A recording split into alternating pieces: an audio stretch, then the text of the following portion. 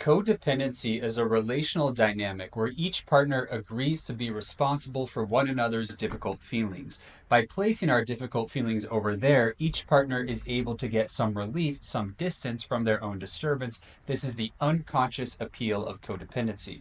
Blame, complaint, and ineffective boundaries fuel this dynamic. Now let's look at how this dynamic emerges from the ground up. Two people meet. They like each other. They decide to start dating.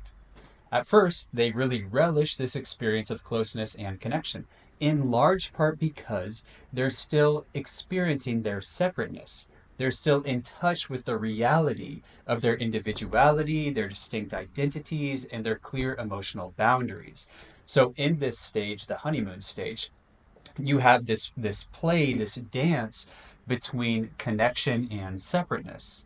These things are happening together in concert with one another in tandem. There's me, there's you, and then there's the intersection of us that is the relationship itself.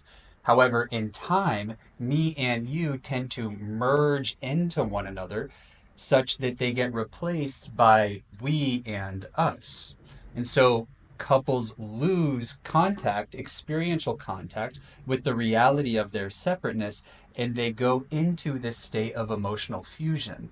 Intimacy at this point has become exclusively about closeness, no longer about the interplay between separateness and closeness. And now what happens is that when lifelong vulnerabilities inevitably arise, as they do in relationship, when they arise out of this or within the context of emotional fusion, then each partner is going to impulsively and instinctively blame their partner as being the cause of these difficult feelings that have actually been with them all of their lives.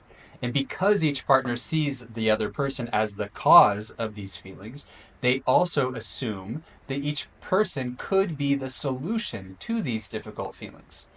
And in codependency, because both partners have ineffective boundaries, both partners implicitly agree to take on the blame that's being cast upon them.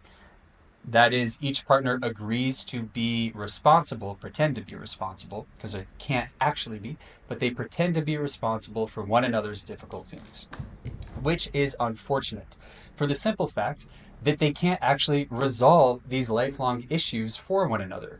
Both parties, both partners had these, they brought these into the relationship. They weren't caused by each other. Therefore, their partner is not the ultimate solution to these lifelong difficulties and disturbances. However, this mutual agreement to be the location of one another's difficult feelings, it serves an important function because it allows each person, each partner to avoid a raw confrontation with their lifelong vulnerability.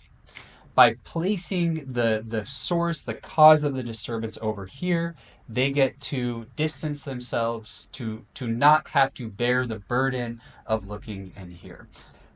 So at the end of the day, this is an perhaps ingenious but ultimately painful solution to regulating lifelong vulnerability, difficult feelings, and disturbance. It comes with the unfortunate price tag of said vulnerabilities never actually getting resolved and the relationship itself deteriorating and not feeling so good.